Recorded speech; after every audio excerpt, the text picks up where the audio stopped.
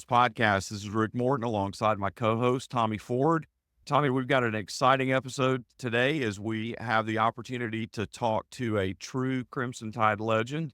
Why don't you introduce our guest and get us started? Thank you, Rick. I'll be happy to. Tom Roberts, legend in the Alabama athletics broadcasting business. He's been, host for the Head Coach shows, the host for Crimson Tide Today, a producer for the Nick Saban show, the Anthony Grant show, the Sarah Patterson show, Tide TV this week. He's produced shows for Gene Stallings, for Mike Dubose, for Dennis Franchione, for Mike Shula. He's been the producer for football game day broadcasts, pregame shows, halftime shows. He was the color commentator on many years. He is a true Alabama Crimson Tide legend, and it's great to have the one and only Tom Roberts with us today. Welcome, Tom, to Crimson Chronicles. Well, I'm glad to be here, and I don't know that it makes me a legend. It just makes me old. Yeah. We'll get into exactly how old you are and your experience in just a minute, but you're a native of Fayette, Alabama. And I've read up on you, and you had an interesting pathway to broadcasting, and it all started with journalism in Fayette, Alabama. How does a boy from Fayette become interested in not only playing sports, but in covering sports? Describe us your lifetime journey from Fayette to the University of Alabama. I absolutely love playing sports, but I was a soaking wet 140-pound center on the football team. I tried to play basketball, and Coach Richardson told me to shoot until I made 100 free throws, and I was at 150 shots and had made like 10. So he convinced me that I probably should be the scorekeeper for the basketball team. And I was really fortunate. I had a great English teacher named Margaret Black, best teacher I ever had. Her husband was the publisher of the weekly newspaper in Fayette and the general manager of the radio station. Jack needed a reader. Margaret suggested that he hire me. He did. I wound up writing a TR on TV column. I wrote up sports games and such. And then Jack asked me if I'd like to be on the radio, and I said, sure, why not?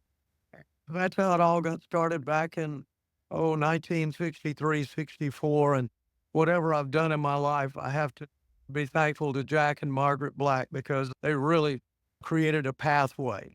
That's great. You and I have something in common, and we've talked about this before. Right. We both served as sports editor of the Crimson White 10 years apart. You were 1967, 68. I was 1977, 78. Yep. But tell us about your time at Alabama as a student, especially your Crimson White days covering Coach Bryant and the football team. Did you interview Coach a lot? Did he have that famous couch in the old, or had the Coliseum been built by then, by when you finished? Tell us about any of your experiences interviewing Coach Bryant. My experiences interviewing Coach Bryant were limited. I was scared to death of the man. A time or two, I did go over and interview him, and yes, I got to sit on that couch and look up at Coach. He was intimidating. He truly was. But he could be a very nice person. And I think sometimes people think he was just rough, and he was rough and tough. But he always treated me very nicely. And it was fun to think that as a 18, 19-year-old kid, I was in the coach who'd wind up to be the absolute best of his day. But it was a one-sided interview. I'll be truthful about that. Yeah, I had that opportunity a few times, and it was intimidating, and I did sit up at him, and of course that was all by design, and it was rather challenging. He was extremely nice to me, and I've on the podcast before, allowed me to travel with the team to the Nebraska and Southern Cal games in 1977, and I will always remember him fondly for that. You were sports editor about the time the was being built. Did you actually cover the Coliseum events, or were your basketball games in Foster? or during that transition? I think most of the games I covered were in Foster, and I Right. absolutely loved Foster Auditorium. You were literally almost on the court. I can remember so many things that happened at Foster Auditorium. Guy Lee Turner and Nordholz, guys like that were playing. Yeah. I can also remember that those weren't popular, and so sitting on press row, which was underneath for deck, I got a pretty good collection of ballpoint pens and pocket knives and such. It was great. I think my fondest memory was not the game that we played against Kentucky, because I'm pretty sure the Wildcats beat the ever-loving stew out of us. But Yeah. I had to stick around to watch Coach Rupp do his radio show. And I'll never forget Kaywood Ledford, the legendary, truly legendary voice of the Wildcats. I started the interview with Coach Rupp, and he says, "Coach Rupp, were you satisfied with the win tonight?" And Coach Rupp looked at him and said, "Kaywood, when you're satisfied, you're dead." And I figured that was the reason why Coach Rupp was as great a coach as he was. For us, it was Hayden Yeah. Riley, and I loved Hayden Riley, just a great guy. Truthfully, he was not much of a basketball coach. To me, maybe the best thing he did was have a young Wimp Sanderson on his staff. And Yeah. I was able to go with the basketball team on a trip to Hattiesburg, Mississippi, where we played in the tournament at Southern Miss. And that's when I learned that Wimp Sanderson was the absolute worst loser in the history of sport. It was a good introduction to Wimp. And then it was the Coliseum was so absolutely wonderful. It is the source of my, I don't know what you call it, hatred, but it's pretty darn close, of the Tennessee Vols. Mm. Ray Mears and Stu Aberdeen brought their team of Ernie and Bernie, and I don't remember who else. I Yeah. just remember that they rode bicycles and such in warm-ups, and they bit the stew out of us. I think we Yeah. had like 40 points, and they had 80. And at that point, that began my absolute despite the Tennessee Volunteers carried over to football as well. But the Coliseum was, we couldn't believe it because we'd been in for all those years and it was state of the art as far as we were concerned. And it's still a Mm. great facility as far as I'm concerned. What are your memories of these football seasons while you were a student? Now, I was there in the 70s, and obviously that was a heyday for Coach Bryant, but you were there in the 64, 65, 66, and 67. That's 3 SEC championships, 2 national championships. It must have been a thrill to be a student at Alabama during that time. What do you remember most about It, those 4 years?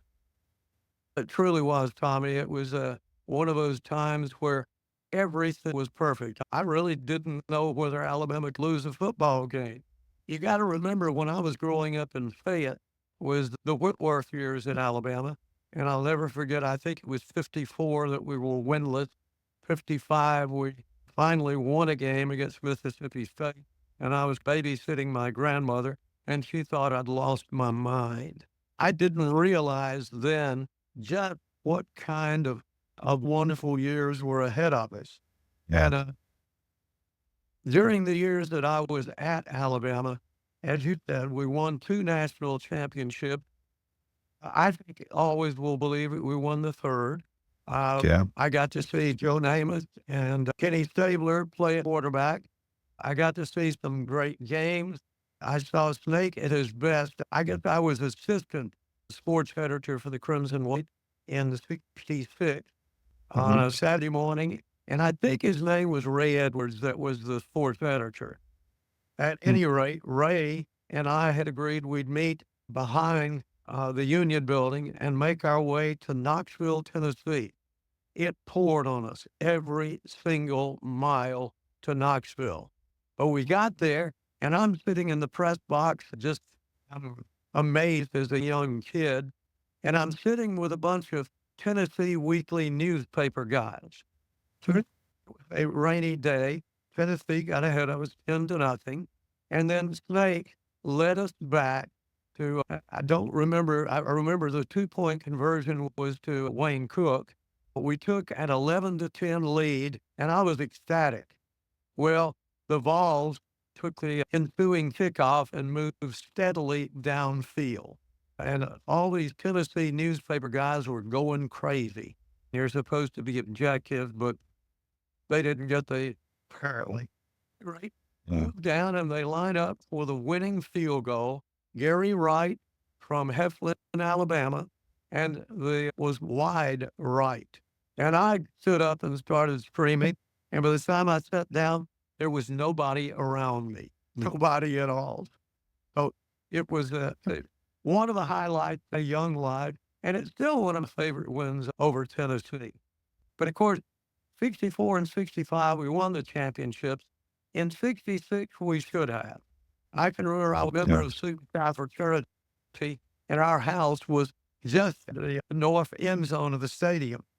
And the day that Notre Dame and Michigan played, I went to our game and was excited, got back to the fraternity house and said, don't anybody tell me what happened. Don't anybody. I'm going to watch it on VHS tape, I imagine, at that time.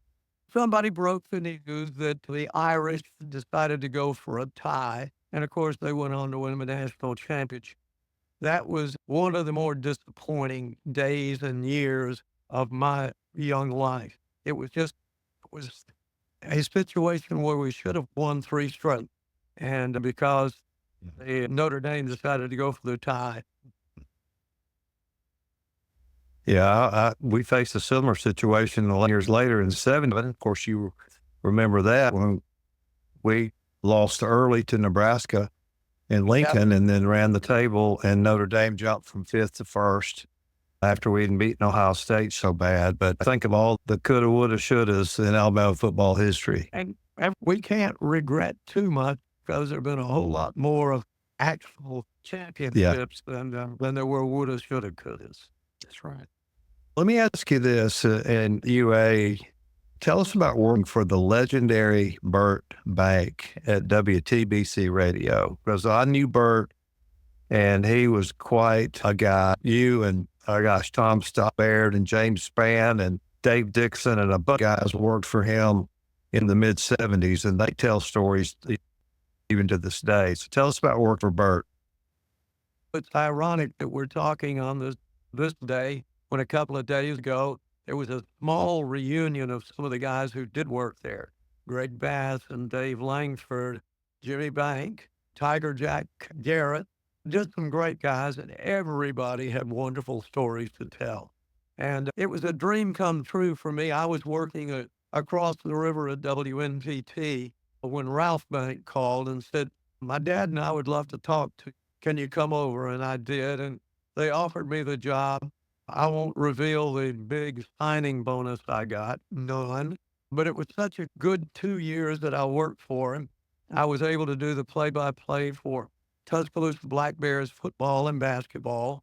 I was able to tape a weekly show that we set out with Jimmy Sharp, who I just thought was a great assistant coach at Alabama. So it was a fun 2 years. Burt was one of those guys that the first one really I'd ever run across that would scream and yell at you, and then 5 minutes later, you were his best friend. To give him credit, so many great people came through WTBC and WUOA, and he didn't exactly give us free rein, but he tried to stay out of the way. And because of that, a lot of guys did so much creative work, and it was a joy. And I can't say that I loved Burt. I was working for him. But later, when I was a part of the broadcast crew, I came to respect Burt.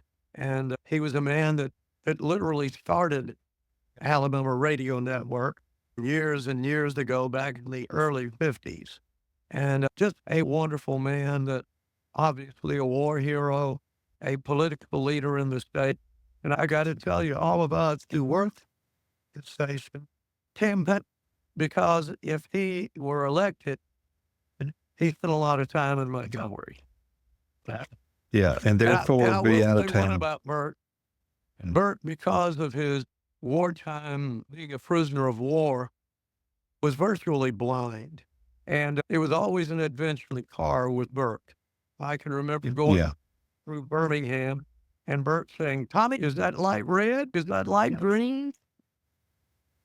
I was also told that Paul here rode with him a couple of times until his dad, coach says, "Don't ever get in the car with Bert." Big Yeah. That's Yeah. fantastic. Tom, perhaps, especially the folks in Birmingham, as well as your relationship to Crimson Tide Sports Network and your work with the Crimson Tide, you're known also for your time at Channel 13, 19 years that you spent with Channel 13. Talk a little bit about your time there and what that was like to be in the news business during that time. There were 19 years, and I would say that 10 of those were the most fun-filled years I ever had in my life. I went as a city hall reporter. I became a late-night news anchor. That was back in the days before news anchors were paid a lot of money. Then I went into the management side of it.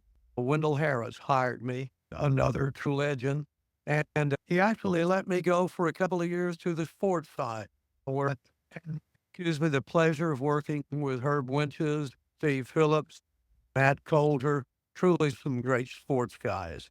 But most of my time in that 19 years was spent in the newsroom. I was an assignment editor, assistant news director, and then became news director for the last 6 or 7 years I worked there. And I won't say that those were the happiest days of my life at all, because management is not all it's cut out to be. But I survived it, and in 1991, I guess it was, left there. And I made so many wonderful friends. In fact, there are a couple of guys that we eat together every Wednesday. And we tell some wonderful old stories, but we also rue the fact that the television news business is not what it used to be, that there's just not the professionalism, there's not the objectivity that there used to be. And quite frankly, I'm sure there's not the fun that there used to be in the business. Tom, I'm Yeah. curious as well about how your time in radio prepared you for a career in television news. It was funny, a friend named Bill Davis was actually working at Channel 13, and Bill called me and said that Wendell wanted to talk to me about working. I'd learned in radio news how to write. I also, after I got that phone call and before I went to see Wendell, I'd practiced while I was reading newscasts of looking up at the camera. And so the radio days really prepared me very well for television. And it all goes back to what Margaret Black, as my English teacher, taught me back when I was in high school. It's all about writing. And to me, that's one of the lost arts in all of news today is people don't know how to write. And I was fortunate. Ms. Black taught me how, and that really is the foundation for television, for radio, for newspapers, for internet. There's even for podcasts. We got to write a little bit. Tom, you begin your association with CTSN, or as we call Crimson Tide Sports Network, in 79, even while you were working at Channel 13. Tell us about that call from Charlie Thornton asking you to come to work for UA Athletics. It was crazy, Tommy. I guess I was sitting in the newsroom. At any rate, somebody said phone call, and I picked it up, and he says, "Tommy, this is Charlie Thornton." And I said, "Charlie, how are you?" And of course, Charlie, I've been so fortunate to be around so many legends, and he truly was the trusted assistant to Coach Bryant, and I guess it was sports information director back in those days. But at any rate, All right. Charlie said, "Look, we've decided we want to upgrade the radio broadcast and include scores of other games. Would you be interested in helping us out?" And as I tell people, after I got up off the floor, I said, I never asked, am I going to get paid or anything? But I was thrilled. And I ultimately spent 36 wonderful years with the radio network. When I began, I would sit in the booth with Doug with John Forney. Jimmy Jones was the engineer. Jerry Duncan was on the sideline. And I had a telephone. And I would call around and get scores. And then I'd pass those scores along to John and to Doug, and they'd put them on the air. So that's how I got my foot in the door. And then over the course of 36 years, the duties increased. But I'll never forget the first game. In fact, I was in Atlanta sometime this summer, and we got lost and rode right by Grant Field. That was where I did my very first game of getting scores. And all I remember is that we won, and that E.J. Jr. returned an interception for a touchdown. So it was a great start to what would turn out to be nearly 4 decades. So, Tom, in the beginning of that time, you had the opportunity to be around for the last several years of Coach Bryant's tenure. Any good Coach Bryant stories that came from your beginnings with the Crimson Tide Sports Network? Not really, Rick. I covered several of his news conferences after the game, and those were always fun because he'd sit up there puffing on his Chesterfield, and every once in a while he'd have to spit a little bit of tobacco. And he was growling, of course. I'm not sure any of us were understood exactly what he was saying, but I was a kid, and I didn't open my mouth. Benny Marshall, Charles Lamb, other great legendary newspaper guys were the ones who asked all the questions, and frankly, weren't that many. I don't want to say Coach Bryant was not forthcoming, but truthfully, some of those guys, despite the fact that they were friends with him, they might have been a little intimidating too. But the last 4 years of his career obviously were not his best, and he knew that. And I was like everybody else. I was devastated when he announced that he was going to retire, and then even more devastated when just weeks later he passed away. Truly, just of all the people I've been around, maybe the two most legendary were him and Coach Saban. And I have no doubt that because Charlie was an aide to Coach Bryant, that probably Charlie ran my name by him before they hired me. And I don't know whether he blessed it or not, but at least he didn't say no, and I was able to work all those years. From 1994 to 2015, you were a full-time employee of the Crimson Tide Sports Network. Your resume, as I opened the show with, is to die for an Alabama fan. And I've been in that same boat as you, having gone to school there, been on the CW staff, and having worked at the university for 38 years. But give us some highlights of those times, hosting all the TV shows and being just done everything, all the Crimson Classic DVDs that people can still buy, all that. Just tell us about your career there. I did have the pleasure. You mentioned Crimson Classic. We did Bama's Greatest Games, and I was happy to be with John Forney on some of those, with Jeff Rutledge on one season of the shows. And those were great because I had to go back and find play-by-plays, find video, and put those together. So that was great. I won't say that I was great friends with all the coaches that I work with during the 36 years, but certainly developed a great relationship with so many of them. And my first real experience in doing coaches shows was with Gene Stallings. Time that Coach was the head coach, Kirkwood and Collegiate Sports Partners, the Alabama Sports Network, had the right to radio and television. And Kirk let me do Coach Stallings' TV show for a couple of years as the host, and then produced it for I believe it was there 7 years. So I was the host for a couple of 3, and then the rest of the time, Jeff Rutledge actually did the show. But it was a wonderful thing, and I can always remember about Coach Stallings, no matter where we played or what time we played on Saturday, we did his TV show on Sunday morning at 7 a.m., which meant I had to be there at 5:30, 6 o'clock. The crew that was going to tape the show was there that early also. And finally, I got up the nerve one day to say, Coach, why in the world are we doing this show at 7 a.m.? And he looked at me and he says, Tom, after what I said to the officials yesterday, I got to go to church this morning. Oh, I understand, John. It was an easy to work with, perhaps easier after losses than he was after wins. But he Hmm. still always did a very professional job. I used to, on a Sunday morning, leave my house and on the way to the Coliseum where his office was, I'd go by Hardee's and grab some sausage and biscuits. And one Saturday we played Vanderbilt, won the game, but I think we had a block. There was a fake punt. Anyway, special teams looked awful. And so when I got to the coach's office, he and Gerald Jack were sitting there watching tape of the game. And I handed Coach Stallings the sausage and biscuit. And he said, "Thank you very much."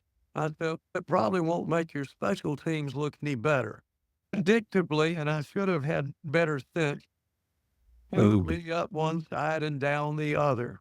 But Yeah. 5 minutes later, much like Burt Bank, 5 minutes later, we were the best of buddies. I never Yeah. critiqued his special teams again. Yeah. It was I was funny we on did him there. But go ahead, Tommy. yeah, I was on the other end of one of those dress downs Oh one yeah. time about tickets. So I go think ahead. everybody who ever worked around him was on the wrong end of one of those. Yeah. Tom, you mentioned when you were talking about your beginning with the Crimson Tide Sports Network that you were on a phone calling around and getting scores. The business evolved quite a bit technologically during the time that you were involved. And so what was it like as technology evolved and as things changed in the broadcast industry during the time that you were covering the Tide? There were so many technological advancements during that time. Obviously, I was calling around getting the scores on the phone. Nowadays, of course, I just open my computer and see what the internet had to have online. But it was a situation I can remember. My radio days started at WWWF in Fayette, and we carried a little bit of Alabama games, a little bit of Auburn games. And I can remember that in Fayette, we got the signal for the Auburn games from WAPI radio in Birmingham, an FM station that had a very powerful, clear signal. But that's how we got the game. I literally would dial up WAPI and pull it up on the board that we had. And all I had to do was be careful when they call for IDs that I could cover up WAPI. Obviously, now the games, I'm not even sure now how they are delivered. For many years, they were delivered by telephone line, and then we went to satellite.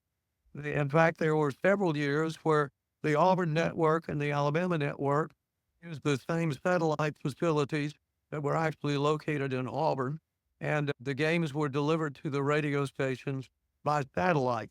Nowadays, they're streamed on the internet. So that's one good example. I think the other is that I can remember when I started at Channel 13, we shot film, and you had to edit film, which was not a real fun thing by any stretch of the imagination. But then we went 3/4 inch tape, we went to beta tape, and ultimately, by the time I retired back in 2014, everything was done on computer.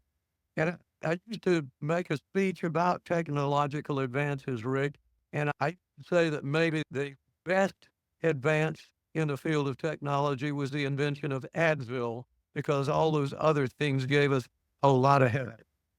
Tom, I remember hearing stories about the old days with the 3/4 inch tape and just even the cost of those tapes and the fact that many of them got taped over at times because of the cost of the technology and that Right. maybe some of the things that we would love to have today, we don't have because back in the day, they didn't really seem that important to keep, but man, we sure wish we had them today, right?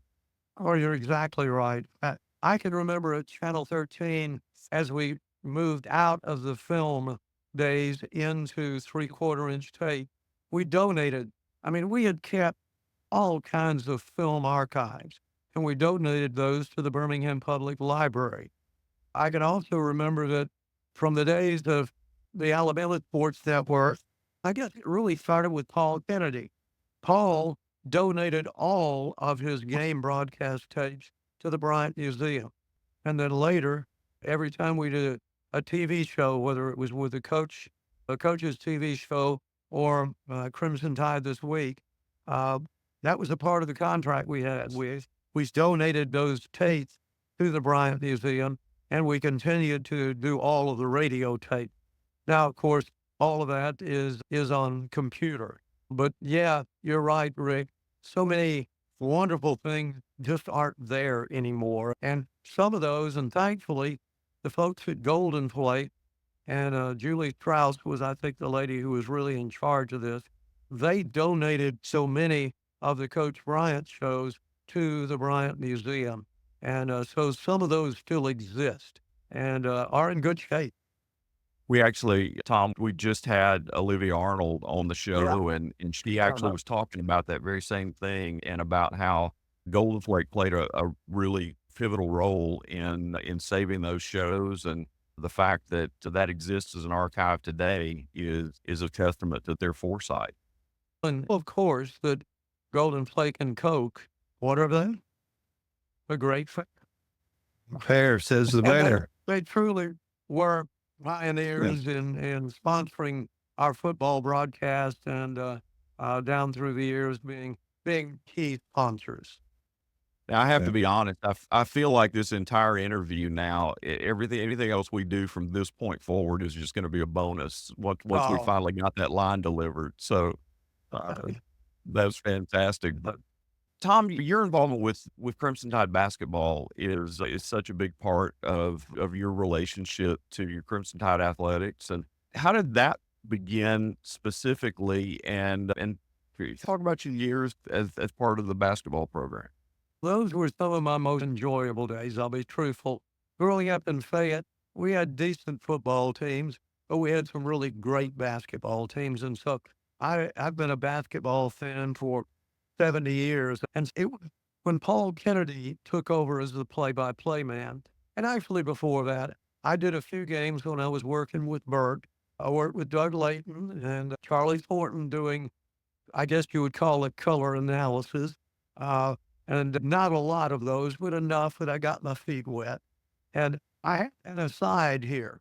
Russ Apple, who was in the advertising business in Tuscaloosa, Russ had the rights to broadcast the Alabama High School Athletic Association tournament, which were held on campus in Tuscaloosa. And I can remember one year, Russ did all of the games, but one year he was ill. And on the first day of the tournament, as I recall, there were at least 8 games, but I think there were more than that. At any rate, Russ said, Tommy, it's yours. And so I wound up doing play-by-play of at least 8 games in one day, and it was the most fun I ever had. So that kind of set the stage, I think, for part of the reason why Charlie called me years later to be a part of a network. But it was also a part of Paul Kennedy. When Paul took over, he didn't have a color announcer, and so he called me and asked if I'd like to do that, and I said, certainly. And I then had to go to my bosses at Channel 13, and they blessed it. And Paul and I, and at that point, Tom Stipe joined the team too as the engineer producer for the broadcast. And we had some great road trips and had a lot of fun. Saw some great NCAA tournament action. And then when Paul left, after Ray Perkins left, along comes this guy named Eli Gold. And for the next, gosh, how many years would that have been? 30 probably. Tom, Eli, and I had an absolute blast doing basketball games. We went through, I guess when we started, it was Wimp. And actually, I guess the first broadcast I ever did with Doug Layton, it was CMD, who obviously was a great one. But Wimp was really the guy that we did most of the games with. And as I said a while ago, I found out he was the worst possible loser in the history of brand. I can remember several radio post-game shows after losses where Wimp would come out, he'd sit down and head down on the table and Eli would have to hold the mic under the table to get whatever Wimp was going to. I loved it, and we had some great games on that, and some great stories, some of which cannot be repeated. But I remember when we played in Cincinnati in the NCAA tournament and won, Wimp, because he was the head coach, had to go meet the media. And David Hobb came over to do the post-game interview. And just as Eli started to talk to him, Eli's chair collapsed. He fell on the floor, took the mic. I was laughing so hard, there was no way in the world that I could possibly interject the question. And thankfully, David handled it beautifully. But at any rate, like I said, we had some great trips, some great games, and just had tons of fun. And had some great moments too when we won great basketball games.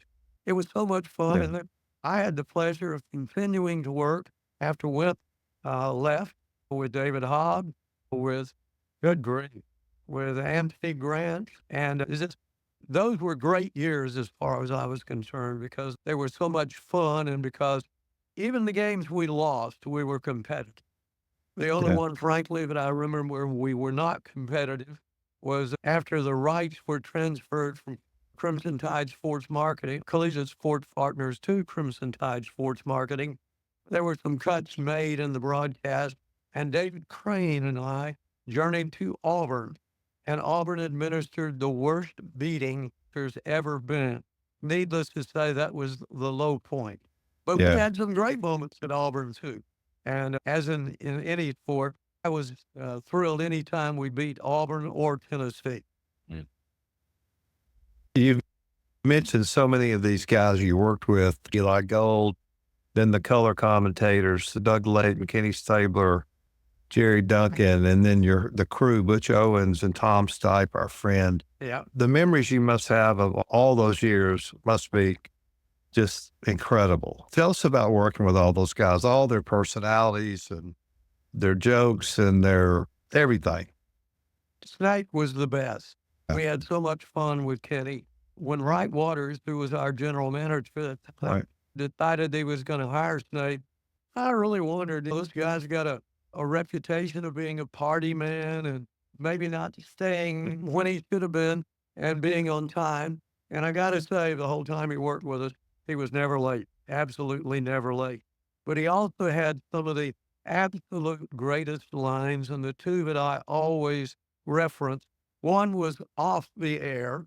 We were at Tennessee, where obviously a huge crowd, and Kenny looked at me and he looked back at the crowd and he looked at me and he said, 100,000 people, all with the same DNA. And I died laughing. And then the one that he did use on the air, first time we go to Auburn and win, toward the end of the game, he looks at Eli and said, Eli, it's so quiet in here, you could hear a rat peeing on cotton. The man had a gift. Absolutely. And one of the other ones that we worked with. Tell us about your last Hey Coach show in December of what Coach Saban did to honor you. It's one of those things that when Coach Saban came, my boss at that time had some issues with the coach and they weren't getting along, truthfully. And so my boss said, Tom, you need to go over to Coach Saban's office and talk to him about his radio and TV shows. And I said, thanks a lot. And I went over, made an appointment for 11:45, thinking that maybe a 15-minute meeting. I go in, I shake his hands, we shake his hand, we sit down on the couch, and he uses the remote control to close the door. Now that scared me at that point. But at any rate, I was prepared. I'd call my friends at LSU, because Saban, if nothing else, is a creature of habit. And so I figured whatever he did at LSU, we'd do in Tuscaloosa. So we went through it all, and several times I said, we can do it that way. Coach, it's your radio show. It's your TV show. At any rate, 7 years later, I've announced my retirement, and the last radio show we do in Tuscaloosa. we come out of a break and I start talking and Nick says, Tom, hush, I'm going to take the microphone. And he did. And he had an autographed helmet. He had a nice gift certificate to a really good restaurant in town. But what really freed me was what he said on the air. He thanked me for hosting the radio show and the TV show. And he said he was one of the few people here who didn't say, we don't do it that way. Mm. I'd always been a believer that whatever way the coach wanted to do the show, that's the way we were going to do it. And we had some good times. During the time, I'd never been around a coach who cussed on the air. One night we were heading to Plymouth State on Saturday, and somebody in the audience got up and asked, said, Coach, on paper, we're much better than they are. And the coach answered the question. And then we had a couple of other questions from phone callers. Toward the end of the show, I always gave him the last word. And so the last word was, I don't care about on paper. We don't play it on paper. We don't do this. We don't do that. And I don't give a S word. We're going to go out and we need all of you to play. I survived that, thanked him. And then the next morning was expecting a call from the FCC. Hopefully they didn't. And he had one or two other times like that on the air. But he was always on radio, on those Hey Coach shows. He was so congenial to the fans. And he said it on the air a couple of times and then off there too. That Thursday night hour or so he was with us was the only time all week where he was with, I don't know that he said normal people, non-football people. He thoroughly enjoyed it. He thoroughly enjoyed it. And then the last TV show we did with him was after the SBC championship game over in Atlanta. And at the end of the show, Chris Stewart said, Coach, today is Tom's last show. And the coach said, yeah, we're going to miss him. I love the guy. And so I guess when you're around Coach David, you never really know exactly where you stand. But at least at the end of my tenure of doing his TV and radio shows, he had good things to say. Wow. Wrapping up here, we have some quick fire questions for you. I hear that you do not like to fly, and they actually drove to El Paso, Texas. No, for this. I never drove to El Paso, but I did drive to Kansas City, to New York City, to Salt Lake City. There was about a 10-year period where I didn't fly at all and drove a lot of miles. And I still don't like it, but at advantage. I got to tell you, the best trip we ever took to El Paso, Doug Layton and John Forty and I went out on a same-day charter. And the day before the game, it was like 70 degrees in El Paso. And stupidly, none of us looked to see what the weather was going to be the next day. We got there, we all had jackets, thank goodness, coat and tie, but they were thin, and we like to froze because I don't think it got out of the 30s all day long. But that was El Paso. Yes, I was there, and one of the travel companies brought y'all out there, and no one was warned that the weather had dropped from it was miserable 60s the day before to Southern, and that game was absolutely brutal. But we did beat SMU 20-7. It was an 83 trip. Okay, your favorite eating spot on the road games you've been to all the time. What's your favorite? Tommy, I think there were so many places, and Tom and Eli and I threatened to write a book and never did, probably never will. But I think truly our favorite was in Fayetteville, Arkansas, a shack by the side of the road, Herman. Herman's had the best rib. I always said if you could take Herman's ribs and the Dreamland sauce, you'd be in heaven. But Herman's was our favorite for many years. Yeah, I had the pork chop there one time, and it was about 2 inches thick. Yeah. All right, your favorite Crimson Tide national championship football team of all the championships you covered, which was your favorite team? It's hard to pick just one. I think the 92 national championship over Miami because of their fans who were just cocky. The team was cocky. I think the Rose Bowl win over Texas was certainly a great one. And I thoroughly loved the year we beat Notre Dame in Miami because they were a lot Yeah. like the Miami fans. They were cocky and arrogant, and we just beat the shoe out of them. How about your favorite football players at UA through the years? Oh, my goodness.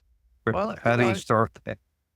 that's it. How do you start it? One of my favorites, quarterback were my favorites because I interviewed them in my TV days. And then once I was a member of the broadcast crew in the locker room after the game, I love Mike Shula. Still think the world of Mike. Freddie Kitchens was always one of my favorites. Mike Dubose said one time Freddie would have made a great linebacker. And he made a pretty good quarterback. Skylar Watts was and still is one of my favorites. Sean Alexander was just so very good. And before my days of being on the broadcast crew, Johnny Musto, the Indian Stallion, just and still a great guy. When I see a 22 jersey, I don't think of Mark Ingram or Harris. I think of Johnny Musso. I don't know. How about your favorite basketball players through the years? Oh, God, so many of them too. But Mark Godfrey was one of my favorites. And I thought he did a great job for many years as a head coach.